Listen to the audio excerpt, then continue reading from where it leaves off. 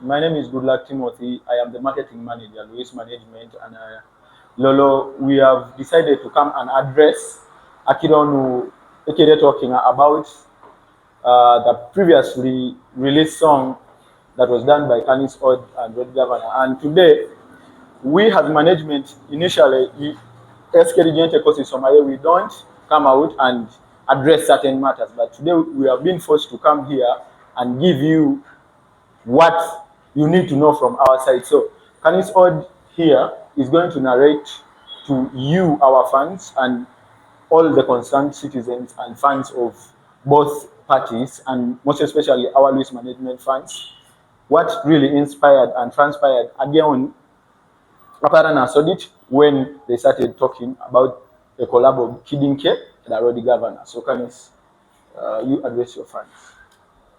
Yeah, I want to begin by thanking everybody for tuning in and definitely supporting Canis Road always.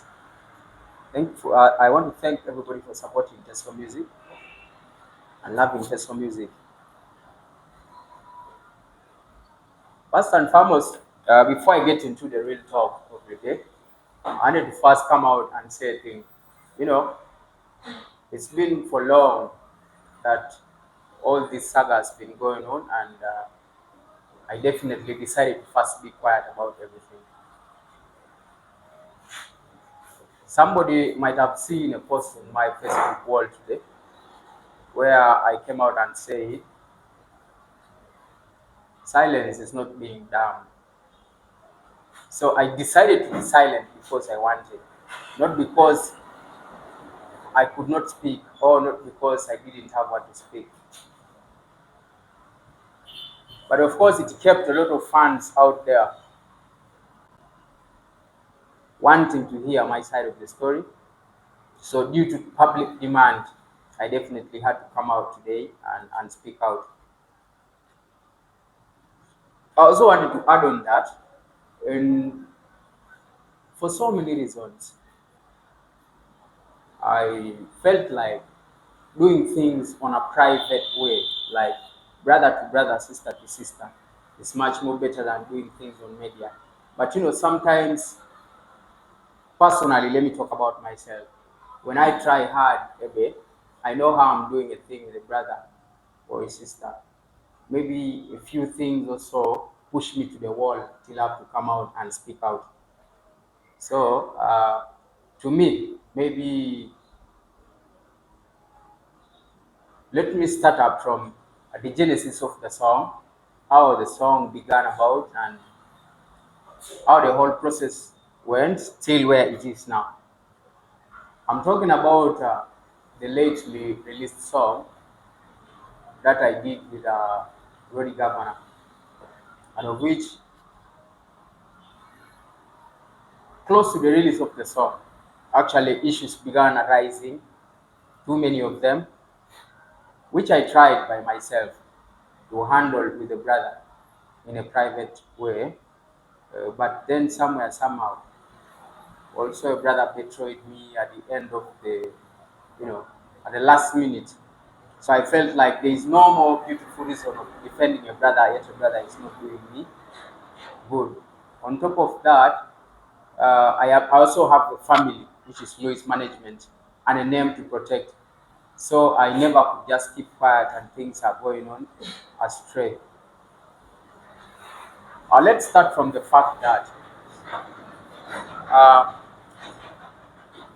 Rody Governor came and asked me for a collab. I gave a chance.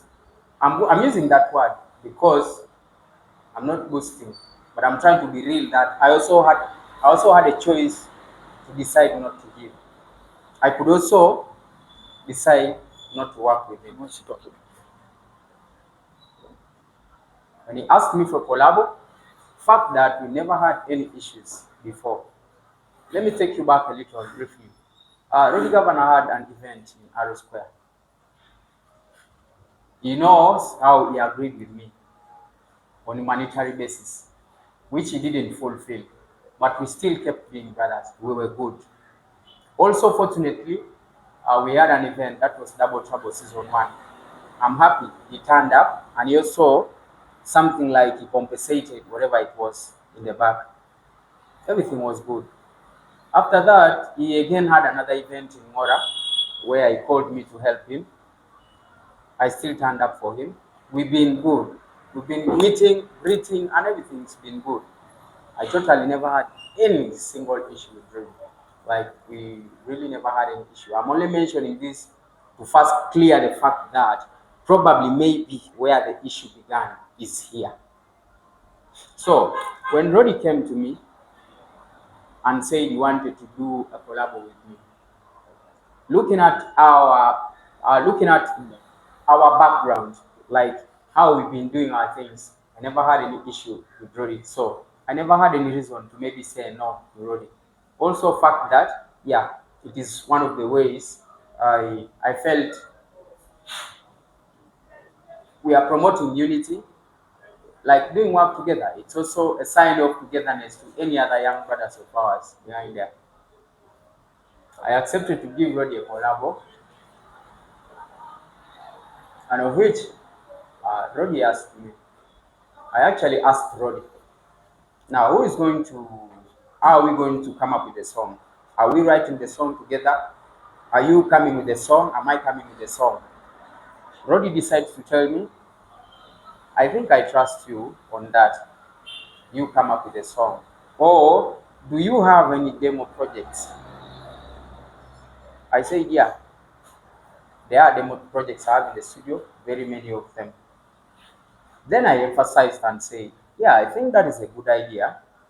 You probably could just come and go through those demo projects such that you choose something which fits in your style. Because for me, I do everywhere. I'm doing love, I do gospel, I do everywhere. So I want you to come through, you choose what probably is okay for us to do together. So how Nafsi came into the story is here. I want to first begin by hitting the main point that yes, Nafsi wrote the song. How Nafsi came into the whole story is here. When we agreed that Rody will come and check on the demo projects that I have in the studio, there is this evening that we had made an appointment. So Rody asked me, where are you? I told him I'm at work, but I'm getting back home maybe in a few minutes. So when I got home, it so happens that home is near studio. So I definitely reached home, changed up, and I rushed to studio. So I wrote to him and I told him, I think you guys might find me this side. Like I just told him, you will get me this side. I'm already at the studio. So he came around. With some people. One of them was Dims Yuji. Yeah, Dims Yuji from Moroto. And another, maybe let me just keep for privacy purposes. I don't want to involve anybody's name here. Let me keep those names private for private purposes. So he came around with a few friends. When they came around, let me take you back a minute. Something like 3 weeks before, there's a day I was with Nafsi in the studio.